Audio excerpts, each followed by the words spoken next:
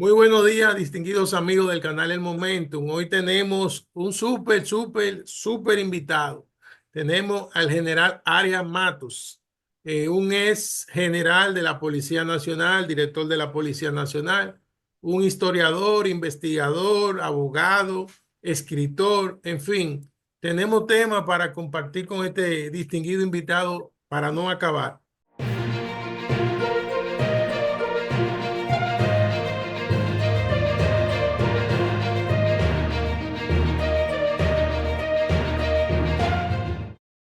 Vamos a darle la bienvenida y para iniciar entonces con lo que son algunos temas que vamos a dilucidar en el día de hoy. Bienvenido, general. Gracias por esa presentación tan amplia, más amplia que mi frente, según veo. Buenos días. Bueno, teníamos mucho tiempo detrás de usted, un coronel nos lo remitió y gracias a Dios lo hemos podido contactar para que usted nos dé su visión con su experiencia que usted tiene tan amplia sobre las situaciones global de lo que está pasando actualmente en el mundo, las guerras que se están generando tanto en Occidente, Oriente y, y en fin, posiblemente en Asia se está presentando situaciones difíciles. Queremos saber su experiencia, ¿qué usted le explicaría a la persona de a pie que quizás no sabe qué es lo que está aconteciendo, qué es lo que se esconde detrás de todo esto? Gracias por la invitación. Fíjate, lo que vamos a hacer es una especie de fotografía de la situación mundial. Cuando estudiamos en Washington, en el Colegio Interamericano de Defensa, desde el primer día o desde antes, vía mail, nos dieron un schedule, una especie de ruta crítica a lo largo del año, estudiando la situación mundial. Por ejemplo, yo me levanté ahorita, aquí en Florida es 1 hora menos y hace mucho frío en Florida, mire qué cosa, iba a bajar a 39 anoche. Bueno, pues me acurruqué un poco y por eso me levanté 8:55 por ahí. Rápidamente, aquí estamos. Entonces, no tuve el tiempo de chequear lo último que había pasado. Hay que tomar en cuenta la diferencia horaria que tenemos. Por ejemplo, 6 horas con Alemania, tenemos como 8 o 9 con Oriente Medio. Rusia tiene 11 usos horarios diferentes, el país más grande, 17.1 millones de kilómetros. Entonces, nosotros que somos isleños, aunque yo estoy cerca de la isla, porque estoy ahora mismo en Florida, pues nos podemos perder si no seguimos a cadenas específicas. Entonces, aún así, podríamos comentar las cosas de anoche, las cosas de ayer. Lo primero que hay que ver, partiendo de lo general a lo particular, es que el mundo está en una etapa que los mismos dueños del poder, las mismas élites, los que diseñan la guerra, los que dirigen el mundo paso a paso, metro a metro, día a día, las 24 horas del día y todos los meses, que consiste en una permacrisis. Ya el diccionario de la Real Academia integró esa palabra, permacrisis, que significa una crisis permanente. Yo escribí un artículo y creo que hice un artículo en acento y luego hice uno en mi página general Arias Matos. Los invito a que la visiten y se suscriban. Ahí hay muchísimo, hay 530 aproximadamente videos sobre temas nacionales, históricos y por supuesto sobre temas internacionales. General Arias Matos en YouTube. Sin permiso suyo le estoy haciendo promoción. Tranquilo, esto es suyo. Entonces, esto consistió en el tema de la permacrisis, que es mantener al mundo de una manera programática en una crisis permanente. Si nos vamos al final de la crisis sanitaria global del COVID-19, veremos que llegó una fecha, 24 de febrero de 2022, que ya la crisis sanitaria del COVID tenía 2 años. Yo estuve indagando y vi que hubo crisis sanitarias programadas siglo XVIII, siglo XIX, siglo XX, en los años 20 de cada uno de esos siglos. Y le dije a mi esposa, olvídate que esta crisis se acaba porque ya va a cumplir 2 años ahora entre febrero y marzo. Cuando el mundo pudo ver las tropas de la OTAN, que tenían más de 10 años asediando toda la frontera sur de Rusia y cortando todos esos países, incluso los países de los estados bálticos que tienen salida a mares cálidos, que es la necesidad que tiene la Federación Rusa, como Polonia, Letonia, Estonia y Lituania. Bueno, los integraron a la OTAN, a esa corporación guerrera, y era una especie, o es una especie de muro de contención geopolítico contra Rusia. Por eso tuvo que anexarse o retornar a Crimea, a su poderío, pero en el medio está Ucrania. Y esta guerra fue diseñada precisamente por la RAND Corporation, Research and Development, RAND, para que la busquen, Corporation, que es un think tank sin fines de lucro, pero que viven de esto y que son pagados por el presupuesto de dinero del contribuyente mediante el Secretariado de Defensa, el Pentágono de Estados Unidos. Entonces, explotó la guerra ha mantenido en vilo a la humanidad, y no solo la guerra de Ucrania, que es una guerra que en realidad lo que se está haciendo es una tarea de aplastamiento final, porque Zelensky no se va a rendir. El mandato de Zelensky concluyó el 21 de mayo de este año 2004. O sea, está haciendo un gobierno apócrifo, abortivo, quizá legítimo, quizá legal, pero ilegítimo, habría que discutir eso. Bueno, le ha seguido porque la guerra lo mantiene en el poder, y mientras le sigan mandando millones, pues él seguirá en el poder como el pelele de turno para dirigir ese matadero donde hay una matanza recíproca entre los miembros de la Federación Rusa, que son rusos, y los ciudadanos ucranianos, que también son rusos. Los ucranianos son rusos, así como los taiwaneses son chinos, y los norcoreanos y los sudcoreanos, ambos son coreanos. ¿Qué quiere decir esto? Que no hay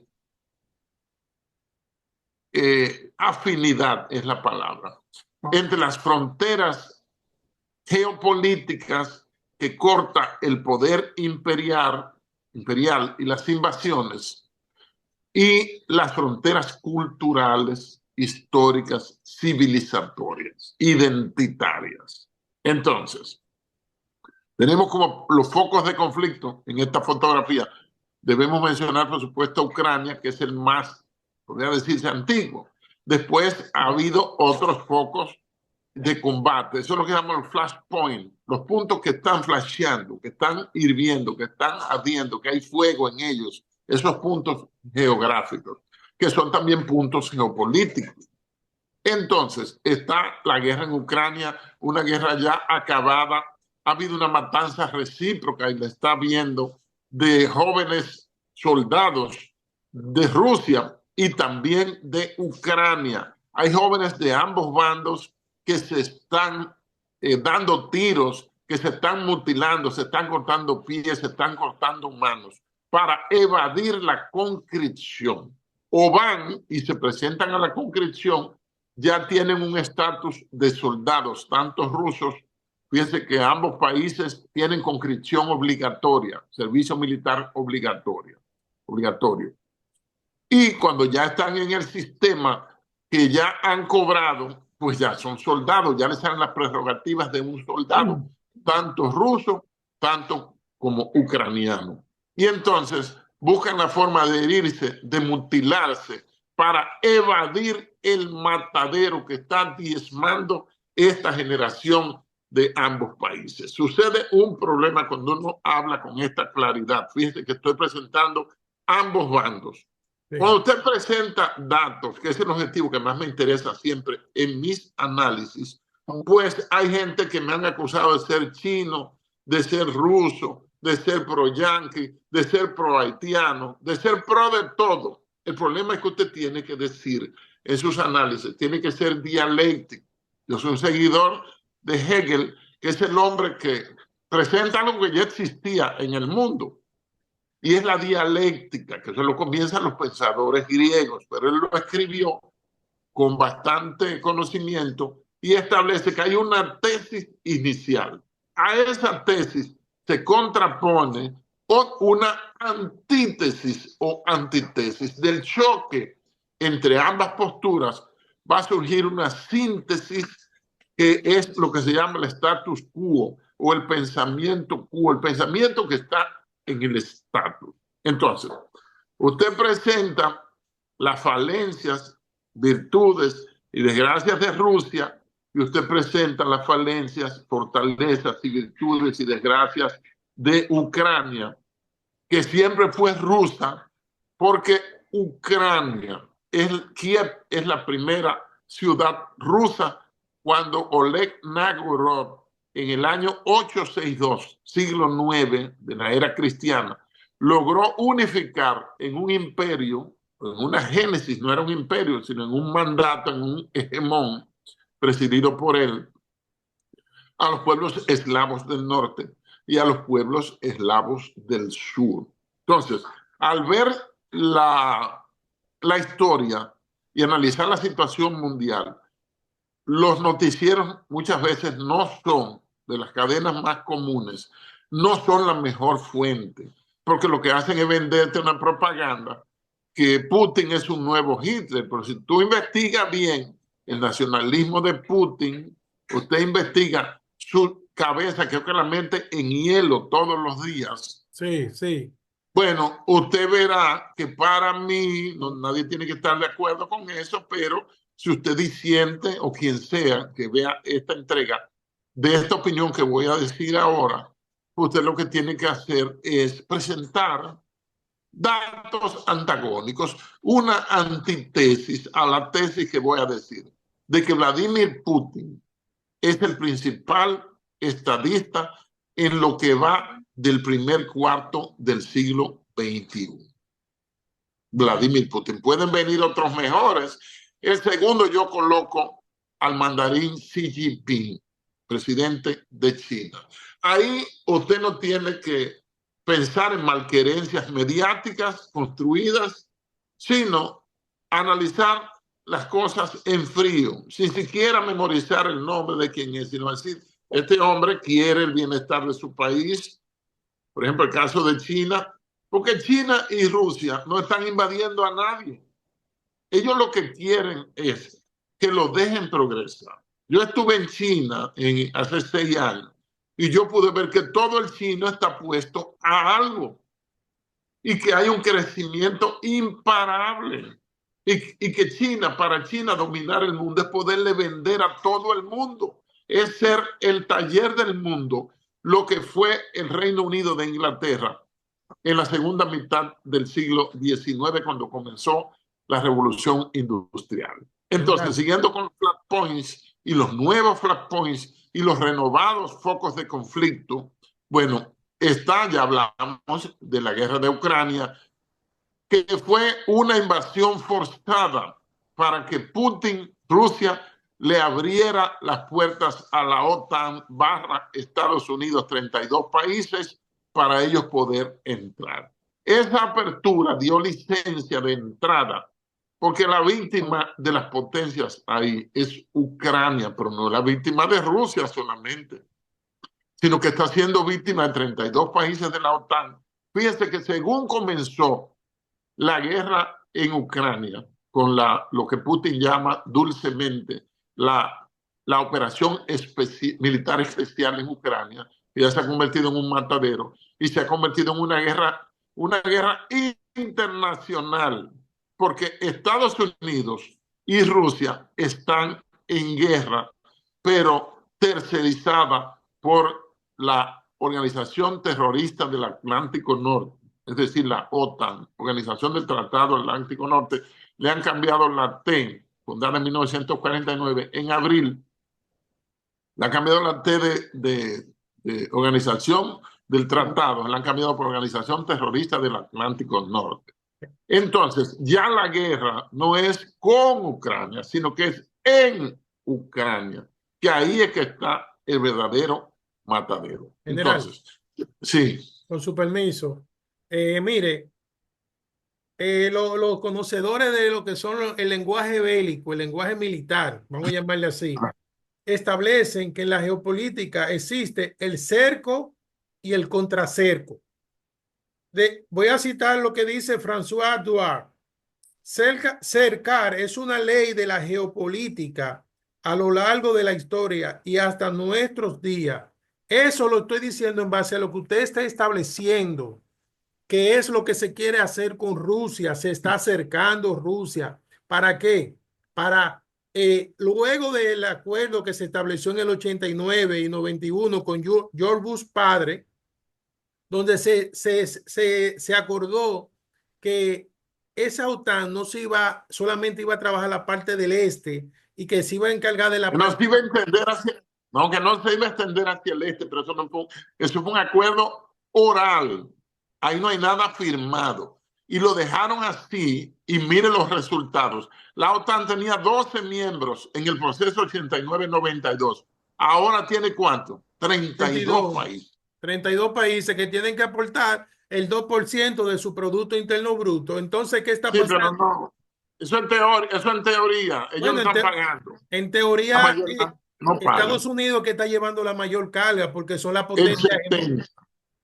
¿Y? El 70% lo paga de los 400.000 millones que cuesta la OTAN anual, lo paga Estados Unidos, que es el país que tiene mayor gasto militar. Entonces, Putin, en vez de satanizarlo, lo que han hecho inconscientemente es elevarlo como usted establece, porque No, o sea, yo no comparto esa tesis. Para mí, él se ha elevado con el manejo de esta crisis. Porque Putin advirtió, ¿y qué es lo que pasa? Que siguen colocando, contando países que incluso eran países históricamente, desde la Primera Guerra Mundial, 100 años, esos países eran neutrales, en los países no alineados. Y hasta Suecia y Dinamarca, Países Bajos, están metidos en el conflicto en la OTAN. ¿Por qué? Porque le da cierto estatus, le da la posibilidad de una membresía en la Unión Europea, pero la economía europea está en el suelo, ya no tiene importancia ni interés ser miembro de la Unión Europea, porque su industria está acabada. Los PIB de los países se han desplomado. El principal motor económico e industrial de Europa, que era Alemania, está quebrada. El gobierno del primer ministro Lars Scholz se desfondilló, se cayó. Canceló al ministro de Economía y está adelantando elecciones. Y hay 3 países que le van a decir la alianza semáforo, porque está el Partido Verde, un partido color amarillo y un partido rojo. Pero no quieren, y desde la misma Comisión Europea que encabeza von der Leyen, están buscando la forma de hacerle la vía imposible para que el nuevo partido Alternativa por Alemania, que es lo que se necesita, bueno, para que no participe en las próximas elecciones ya de 2025. O sea, es una construcción. Ellos lo que quieren es guerra en una Europa que se han convertido en los europeones, repito, en los europeones de Estados Unidos, de Occidente barra Estados Unidos. pero Entonces, en cuanto al tema del cerco y del contracerco, fueron cercando toda la frontera sur rusa e hicieron operaciones en la Antártida, allá arriba, ¿verdad? Porque es para cerrar, para contener a Rusia, pero para contenerla ¿de quién? Si Rusia tiene 2 bases, una en Tartus, Siria, y otra que queda en Afganistán desde los tiempos que invadió como Unión Soviética, 89, perdón, 79, 24 de diciembre, regalo de Navidad para los afganos, y estuvo 10 años hasta el 89, que comienza la debacle con Glasnost y Perestroika, con este señor al frente de la presidencia de la mayor república de esa federación llamada Unión Soviética. y el golpe de estado que le dieron a Víctor Yanukovsky en el 2000, Yanukovych.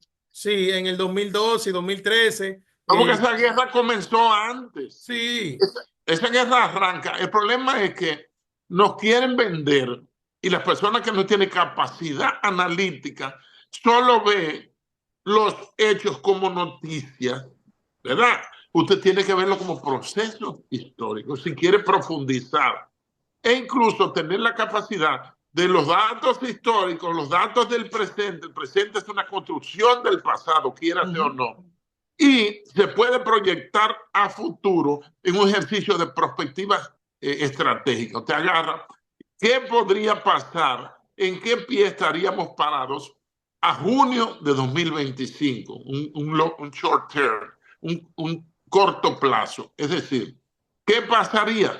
¿Habrá podido negociar Trump como ha prometido? Y en cierto modo, en el 16 al 20, en su primera presidencia, él no entró en ninguna guerra.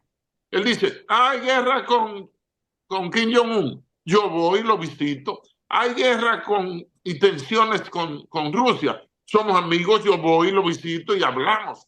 Y The Art of Deal, que es el arte de negociar, un libro que él publicó cuando él estaba haciendo su serie televisiva, que decía, fire, you are fired, y votaba a la gente del despacho, el que no hacía las cosas como debía ser. Él dice, el arte de la negociación se resume en esto.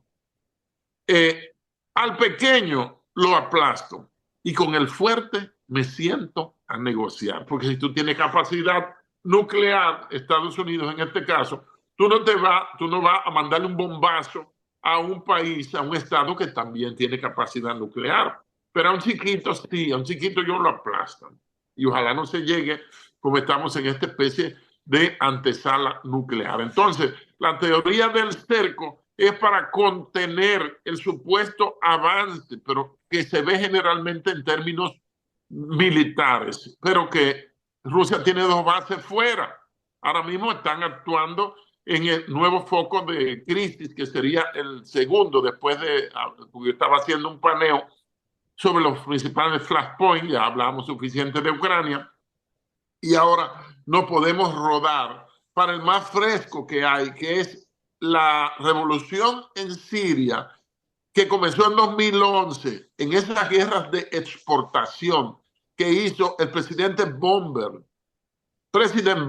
el presidente que tiró 16.500 bombas en la segunda mitad de su último mandato, que es Barack Obama, cuando Hillary Clinton se inventó las primaveras árabes, cuando diseñaron el famoso Estado Islámico para que sean quinta columna en esos países. No ve que desapareció el Estado Islámico, no se menciona eso. Desapareció Al Qaeda, desaparecieron los mujahidines, que fueron diseñados por Estados Unidos para meterlo como un proxy amigo, para mantener la guerra encendida, porque tenemos que estar ardiendo, asustados y preocupados siempre. Entonces, el nuevo escenario, saltando el que comenzó o que se incendió el 7 de octubre del 2023, 50 aniversario de la guerra del Yom Kippur, bueno, pues el nuevo escenario ahora es que se ha calentado nuevo. Tomaron la ciudad de Alepo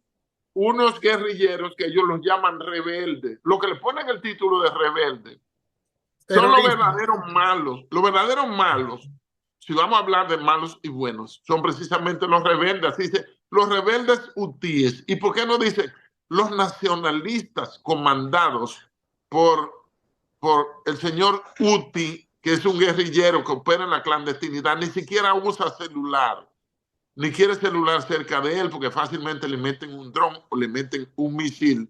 El nombre no me acuerdo, Malik Houthi. Estos son nacionalistas, no, pero dicen los rebeldes. O sea, rebelde, ¿qué significa? El que se opone al poder. O sea, que ellos tienen que dejarse gobernar, explotar, sojuzgar, matar, eliminar por las fuerzas invasoras, que son enemigas de esas milicias chiitas. Pero hay que pensar en el pueblo Houthi, en Yemen. Hay que pensar no en Houthi, sino en Yemen. Entonces, me metí en uno de los focos. Estábamos hablando de Ucrania, que ya va de paso. Estamos hablando En de, Siria. de, de la guerra en Siria, hablamos el foco que hay ahí en Yemen, que tuvo una guerra con un país que le queda al norte, que es una de las cuatro principales o cinco principales potencias, o las cuatro principales potencias no nucleares de Oriente Medio, que es precisamente Arabia Saudita. Entonces, el otro que hay ahora, está también los 7 frentes de Medio Oriente. Es el frente de la candela. Y es el tema de los 7 frentes de Vladimir Netanyahu que se le ha puesto este año.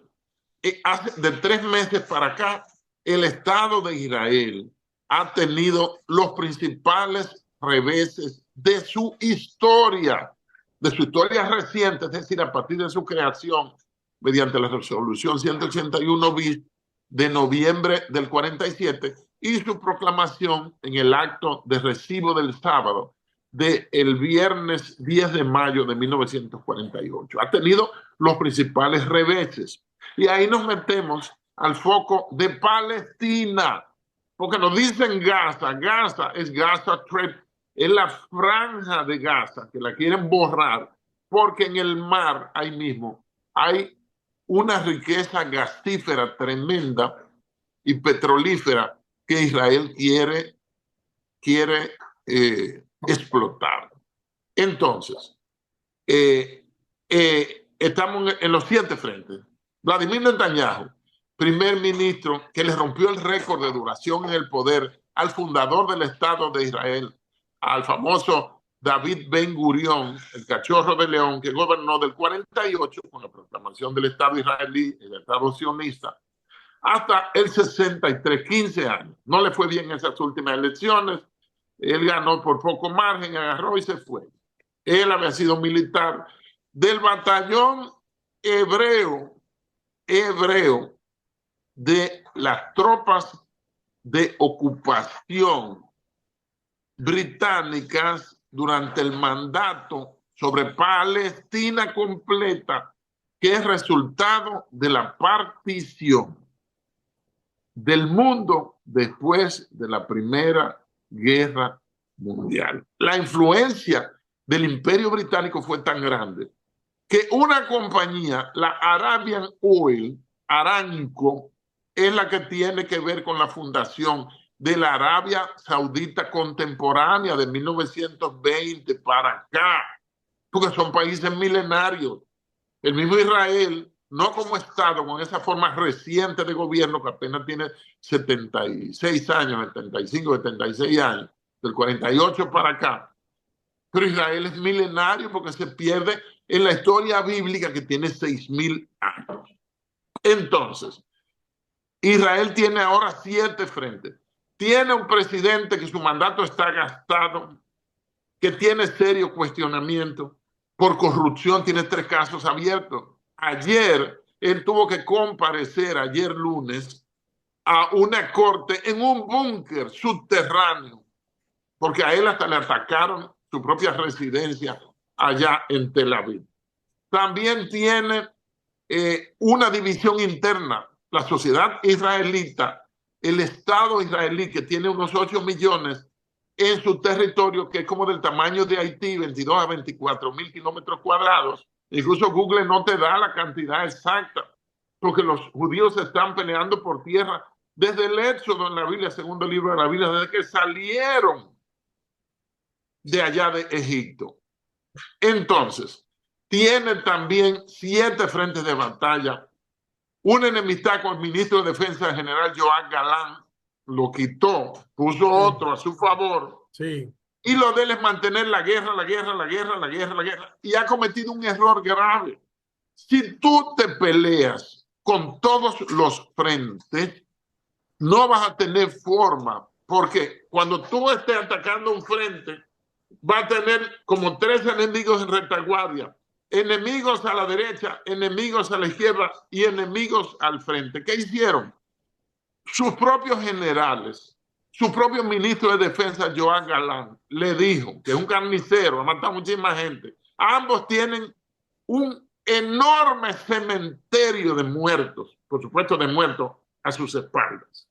Entonces le dijo, Mi general, señor primer ministro, con todo respeto, las ocupaciones terrestres, entiéndase, el ejército de tierra, invadir el Líbano que le queda al norte es un verdadero problema. El Líbano tiene en su sede, es un país pequeño, de bajo PIB, tiene unos 5 millones aproximadamente de habitantes y está en medio de dos macizos, de dos cordilleras y tiene el centro, una planicie, el Valle de Akbar, que es la parte más fructífera e industrializada, y ahí está Beirut. Entonces, la ciudad de Beirut, capital del Líbano, ha sido arrasada tremendamente en estos últimos 2 o 3 meses. La invasión terrestre para el Líbano, los mismos generales en el War Room, el cuarto de guerra, se lo aconsejaron a Netanyahu, como quiera se metió. Está peleando el frente de Gaza, de Palestina, en Gaza. Está peleando, bombardeó Siria, bombardeó Irán, bombardeó Irak, van 4. Y tiene la invasión al Líbano, van 5. Y tiene de enemiga Turquía, que es el único estado no cristiano miembro de la OTAN, porque Turquía, la antigua Anatolia, la sede del Imperio Otomano, que es liquidado en 1921 con el cierre, la desaparición, el cierre de la Primera Guerra Mundial, pues tiene una importancia porque es la llave, la puerta de salida.